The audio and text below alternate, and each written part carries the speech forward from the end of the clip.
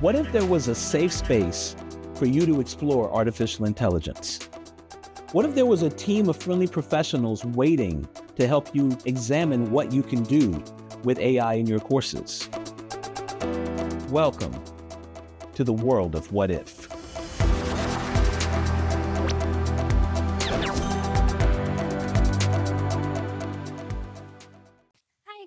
And thank you so much for having me this morning. My name is Melanie Cormio, and I work at the Florida Atlantic Career Center.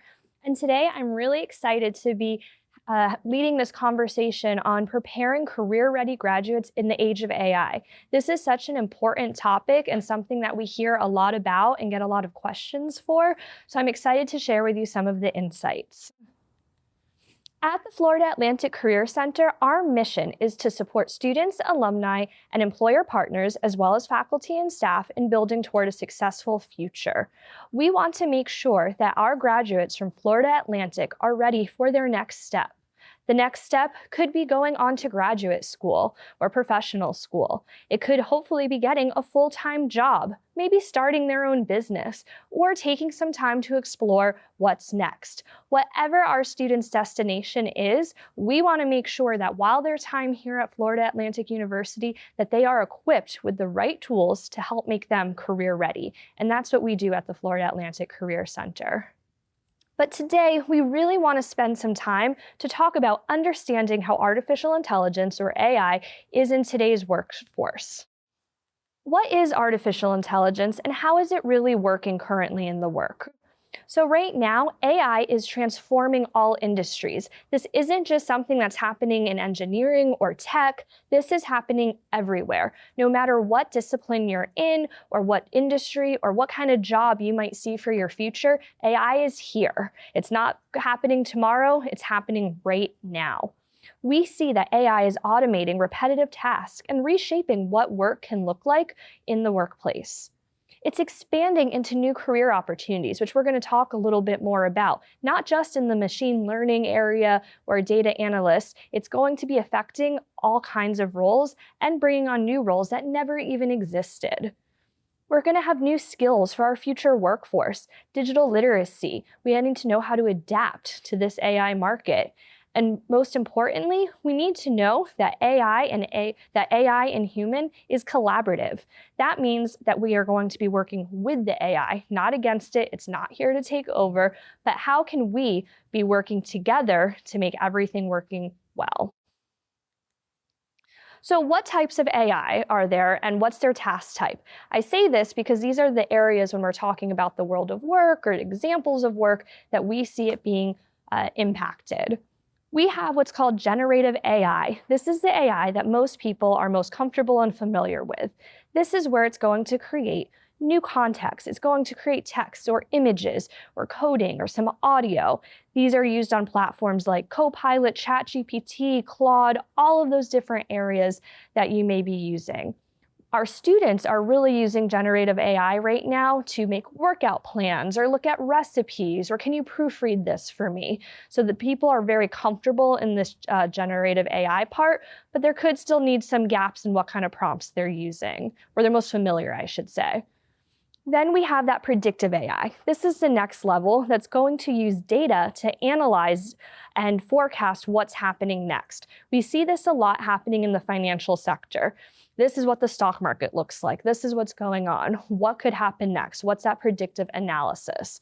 What kind of spreadsheets can I see? What can I put in to predict what's going to happen next? And AI uses that to be able to cut down work time and to be able to do some of that analysis for you. Then we have the agentic or autonomous AI. This is the AI that can really start to plan and reason and act across a lot of different areas without that human supervision. The easiest example I can think of is you have that Amazon package that you have. It's not what you want. You go to return it. We are all returning our Amazon packages. You return it to the store. They scan it. You get an email sent to you that says it's been received. Then a couple hours later, you get an email sent to you that your refund's being processed. That's that agentic AI in action. And lastly, we have conversational AI. This is that really specialized AI that uses natural language to be human-like. So if you're chatting with a chatbot on a website, or you had a quick question about your credit card or something you bought online, these are those chatbots that you're going to be talking with. So these are the four main areas that we see really impacting work, both on the back end, the engineering side and building these things, but also on the maintenance side of it on the front end. So how is AI changing jobs across different key industries? I've listed several key industries that a lot of our students tend to go into, and these are ways that we're seeing that AI is starting to change the job market.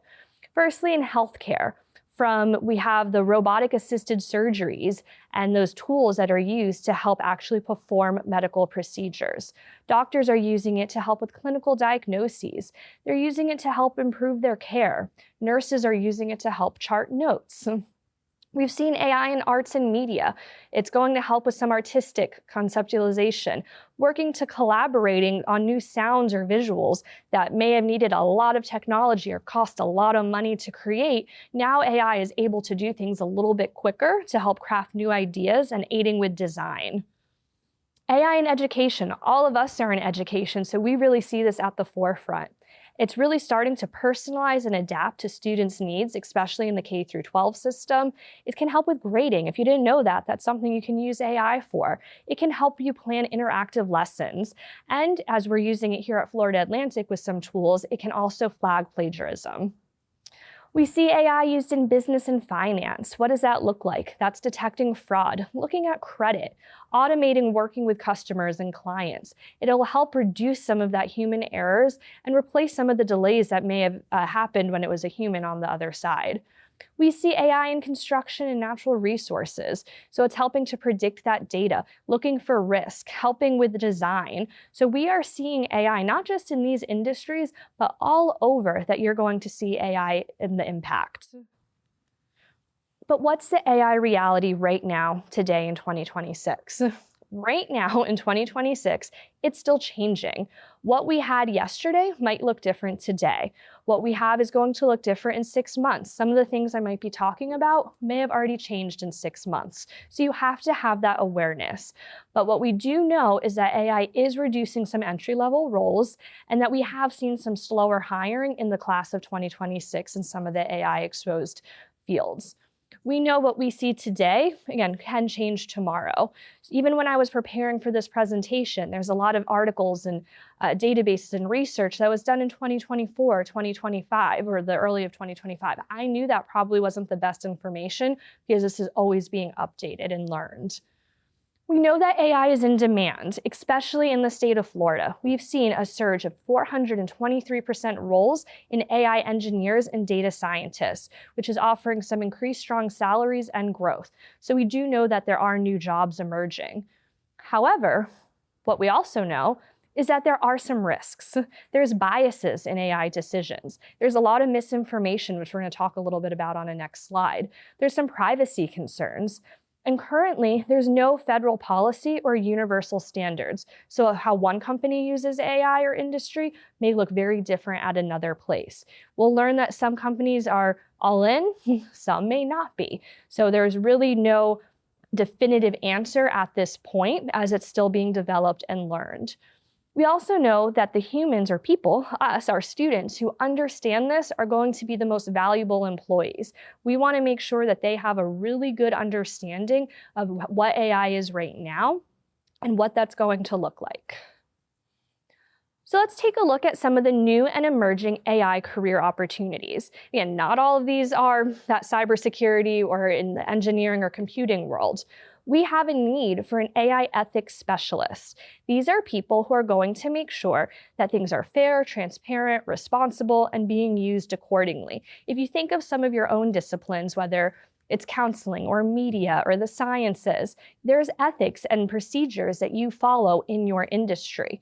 Right now, AI doesn't have that. It's a work in progress. So we're going to need students who are able to help contribute to some of this policy making and getting this done correctly. We're going to need those data analysts and scientists who are able to digest all of this large amount of data that's going in and to help with strategic decision making in organizations.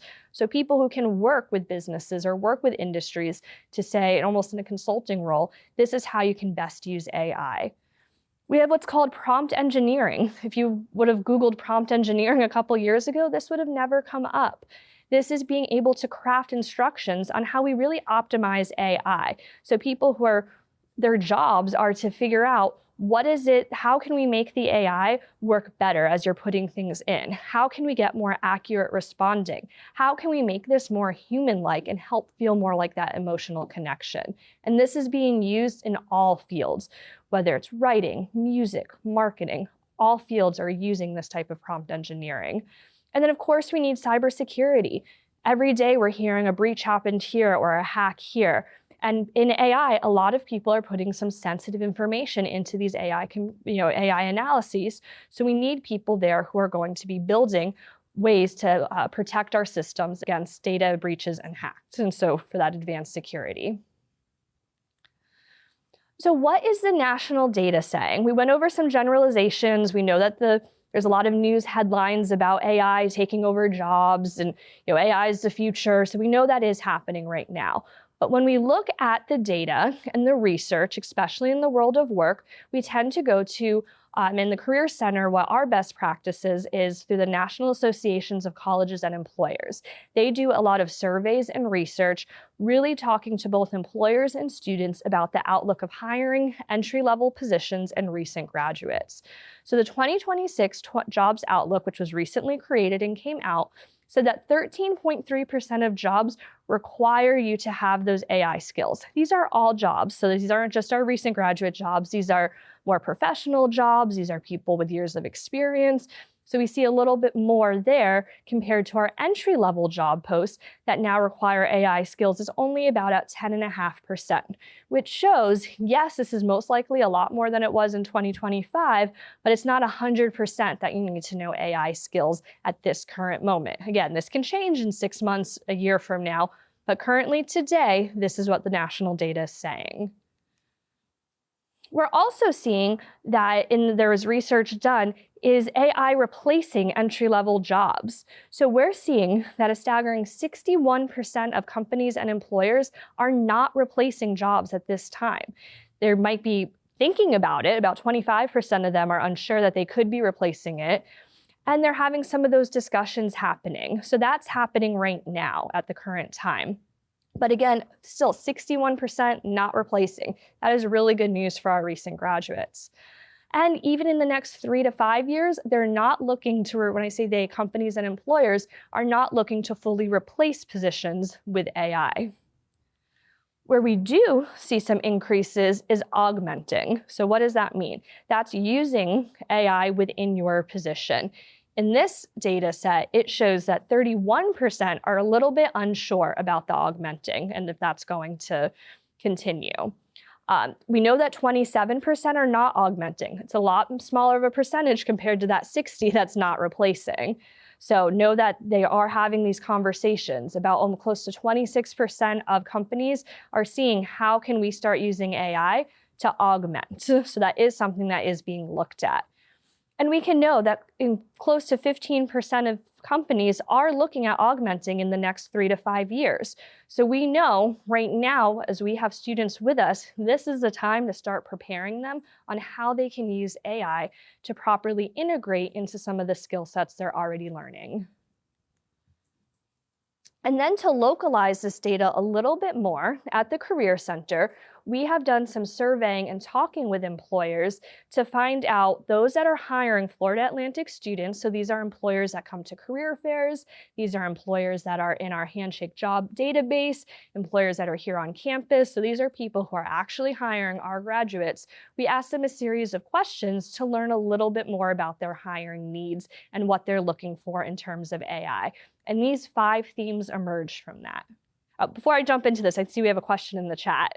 So the question is, do we think people are hesitant to use AI due to the environmental factors? Yes. Absolutely. I definitely think that's a hesitation. And you're actually going to see in the next slide, we talk about that not all employers are using AI because that is a big concern.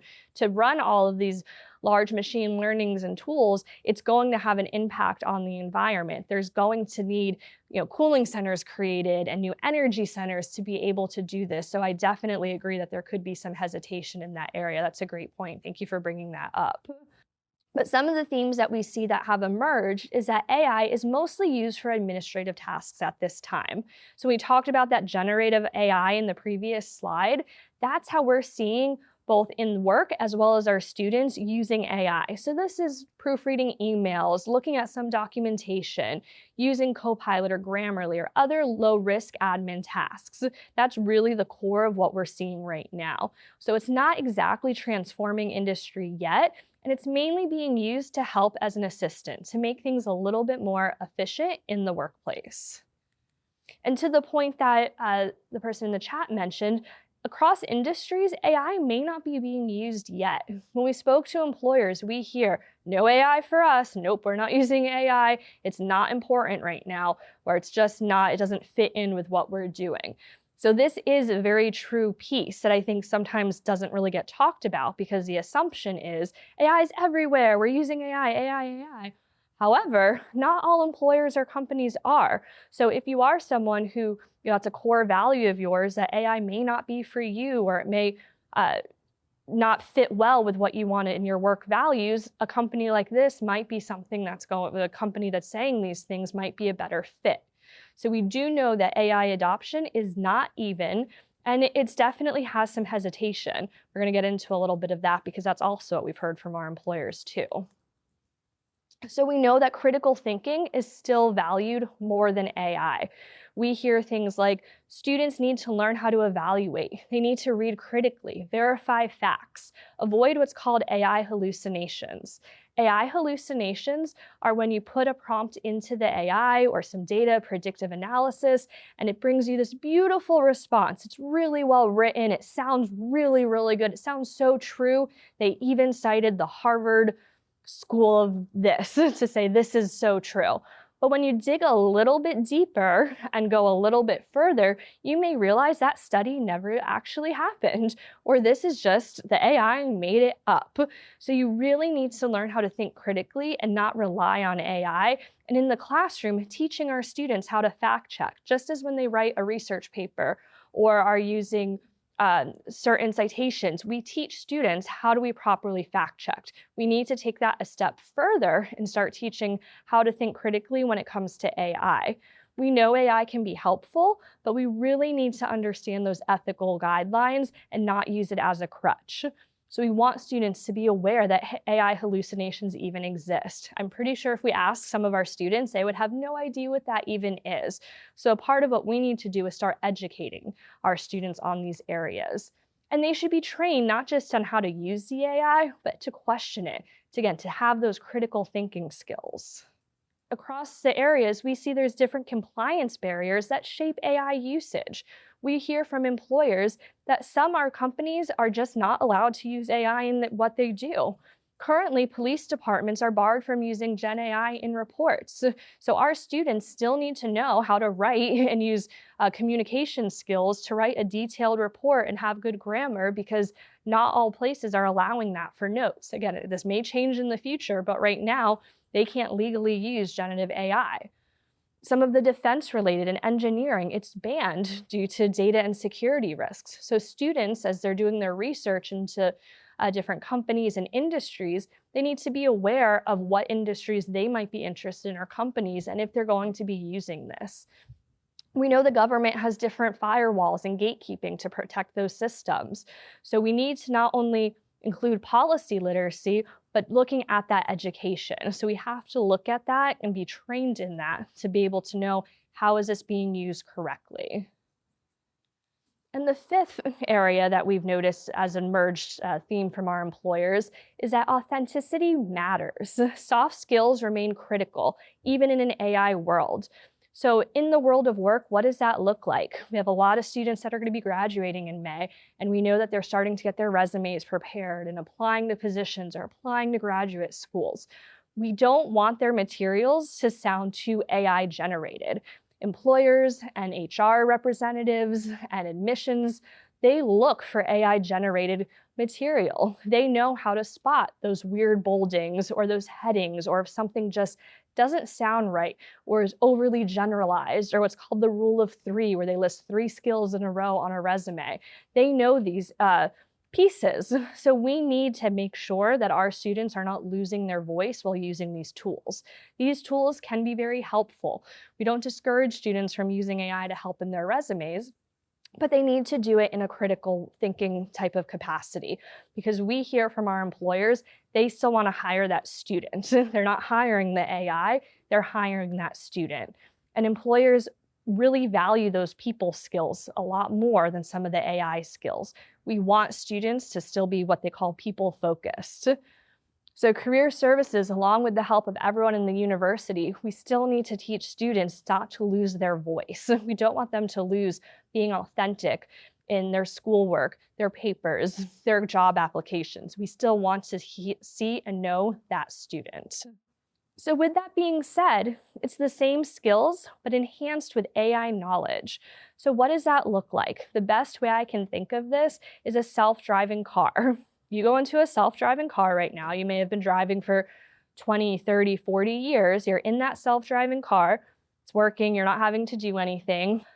But let's say something faults in that driving, or the AI doesn't pick up on it, the self-driving car as quickly. You need to be able to be ready to take the wheel and be a defensive driver. You can do that because you have 20, 30, 40 years of driving experience. Think of a new driver, a 16-year-old just got their license. You put them in a self-driving car and they need to act quickly to be a defensive driver. They may not have those years of experience and skills to be able to properly drive that car. So we still need students to learn the foundation. We still need them to know how to do the actual work. Even if AI is augmenting and taking over some of it, they still need that foundation to learn what they're doing. So we want them to be able to think critically, have creative ideas, have the adaptability to be able to do what they've learned to do and trained to do, and have the AI complement it. We still need students to learn communication and teamwork and have emotional intelligence. But suddenly something glitches, or a car cuts you off and there's a slow area to that defensive driving. You have those years of experience, so you know how to take that wheel and be able to take over if needed, because you have that years of experience. The same thing can be said in whatever discipline that they're learning. They need that strong foundation to not just rely on the AI or the self-driving car to be able to do their job. They need to learn how to do it, because we know there is going to be faults in technology. We can't rely on the AI to do that job for us. So that strong foundation and having these skills just needs to be enhanced with knowing that AI knowledge. So we still want creativity. We still need to learn the adaptability. We still want to work with teamwork. We still want to make sure our students have emotional intelligence. So looking at this, how can students really prepare for an AI-generated workforce? We want them to still develop the AI literacy. So again, having in classes, knowing some of these basic definitions, being able to take courses that can have any gaps in this. But we still want to prioritize those human-only skills. So we still want to see students doing class presentations or being able to work with others in group projects. That's where they're going to learn some of that empathy and that adaptability. We're still going to encourage students to do internships to see what it actually looks like in the world of work. Again, it may look different from one internship to another. So if you have the ability, do more than one internship. Join clubs or organizations, become a student leader. Those things are still so important to learning that technology to complement it. And we want students to create a portfolio, build projects, work with different tools, and having that practical application. So when it comes down to, how are we seeing AI in the job application process? And this is where the Career Center really comes in to help. And we're happy to come into classes to talk more about this, work with staff or faculty to adapt some of these things in your courses, is we have these tools that can help students be a more competitive applicant, but still retain some of their authenticity. We know that AI is reading resumes. We know in the HR sector and business sector, there are tools, we've heard of this for years now, those applicant tracking systems that looks at keywords and skills. So we have tools in place, and our career coaches know how to help students make sure we're including the best keywords and skills on their resumes. And one thing that is coming up, this is a newer emerging gap we are seeing from our students and that we're hearing from employers, is students have these beautiful resumes. They work with the Career Center, they work with AI, these resumes, so great. They look great, sound great. But when a student goes to actually go into the interview to be themselves, we're seeing a bit of a gap there. So students need help with interviewing because the AI can't do that for a student. So we do practice interviews at the Florida Atlantic Career Center, and we have a tool that we can look a little bit while we go to the playground portion called Big Interview. Big Interview will actually record a student in an interview answering questions. So it's like an AI asking you questions.